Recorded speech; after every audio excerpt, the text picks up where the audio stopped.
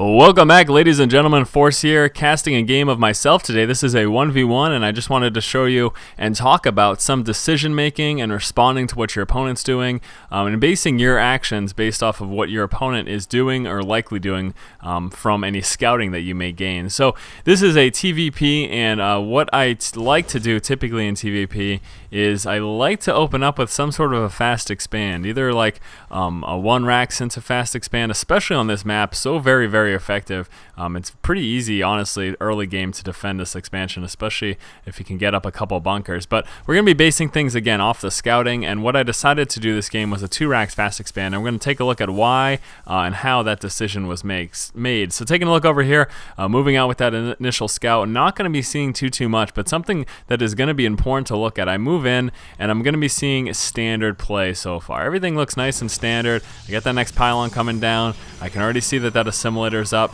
but what I'm going to be hanging out to check, and look at that little pentagram that I made there. What I'm going to be hanging out to check, though, is I want to see about this second gas. I want to know when the second assimilator is going down, and if it goes down. If it does not go down within the next like 30 seconds to a minute or so, what that tells me is one of two things are likely happening. He's either going to be going for a 4-gate 1 gas, or he's going to be going for an early expansion, like a 3-gate expand, something like that. Those are the two very likely things. So I'm going to be hanging around and be keeping an eye on that gas as long as possible. I can pretty much stay inside of his base until that first stalker comes out.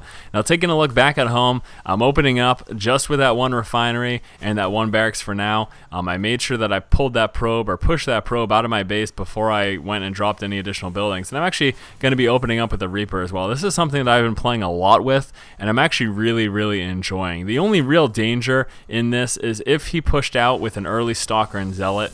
I wouldn't have that marauder out in time, but even with that's the case, you can pull your marine back and pull down some SCVs, and you can deal with that quite well. So taking a look over here in my vision, you can see that I've moved around, and I've seen at 4 minutes there is still no second gas, and that tells me again he's either going to be going for an expand or he's going to be going for that 4-gate with 1 gas, a really early stalker and zealot heavy push. So what I'm going to be doing here is, you can see I'm dropping down the bunker, and I'm going to be coming out with my expansion. That is exactly what my plan was. That was the game plan. And at the same time, I'm going to confirm my suspicions here by moving out with that Reaper scout, because I do want to know exactly what he's got going on. And that expo is going to be dropping pretty early. But going against Protoss, especially if you expect a 4-gate, if you get enough bunkers, the 2 racks with just marauders can be strong enough. With a 4-gate 1 gas, without those sentries, just a marauder heavy build can be very strong, especially with the concussive shell and with stim pack. So here you go. You can see me moving out right now with that Reaper scout. That's not cool that I'm hanging him out there for a minute.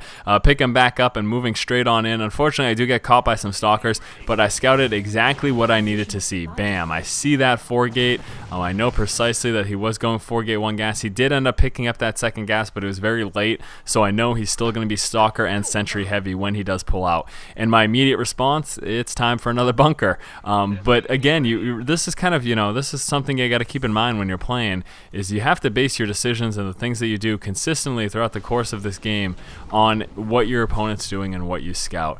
I wouldn't have normally gotten a second bunker. In most cases, I wouldn't even get a bunker at all. The reason I got that first bunker to begin with is because I was going for that 2 racks and expand. And the reason I got that second bunker is because I know a 4-gate's coming. I'm fully aware that a 4-gate's coming. So I'm just going to continue to pump out these marauders. I'm going to rely on these 2 bunkers for the time being, and that is that. I'm going to, as soon as this is up, move that over, start to get that saturated. And basically the situation now is that if I can hold off this 4-gate, which I know is coming, I saw those 2 additional gateways, if I can hold this off, then I win the game. There's really nothing he can do. So all I have to do really is make sure I do everything necessary to defend. And having these guys so close right here is going to be awesome for pulling them forward to repair.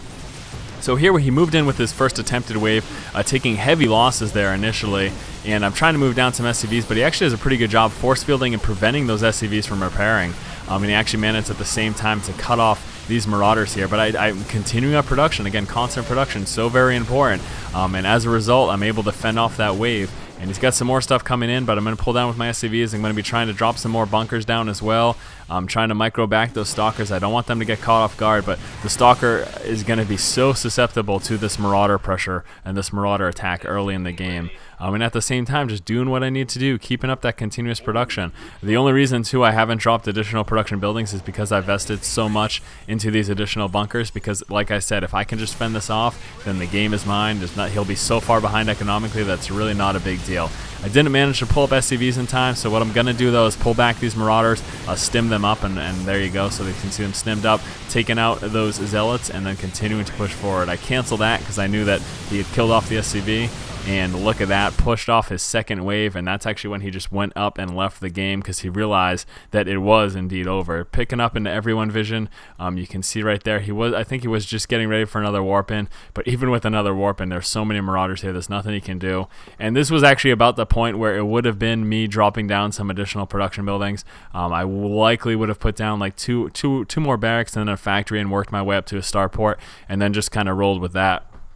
But yeah, scout your opponent, figure out what they're doing, base your decision making off of that, and you're going to be able to do pretty well in the StarCraft ladder. As long as you maintain your mechanics and work on constant production, all of those necessary things, then scouting becomes the next pivotal point as to decision making in the game. So hopefully you guys enjoyed this. Again, this was a 1v1 ladder from me yesterday. I'm laddering up my alt account. This alternate account is Diamond, and I want to get it up to Masters like my other main account that I do 1v1 in. But anyways, guys, if you see me online or anything, I always stream whenever I do play, so you can take a look at that. That is at JustinTV/4Strategy Gaming. Feel free to say hi or whatever. So that about does it. If you guys enjoy the content, make sure you subscribe to the channel, and as always guys, keep watching and keep owning. Getting ready to start that warp in process. You can see already hurting the economy of Smackacheese by forcing him to pull guys off the line just to try to kill off this pylon. I'm going to be placing pylons around the board, and here I go at this exact same time, going to be moving out with these marauders.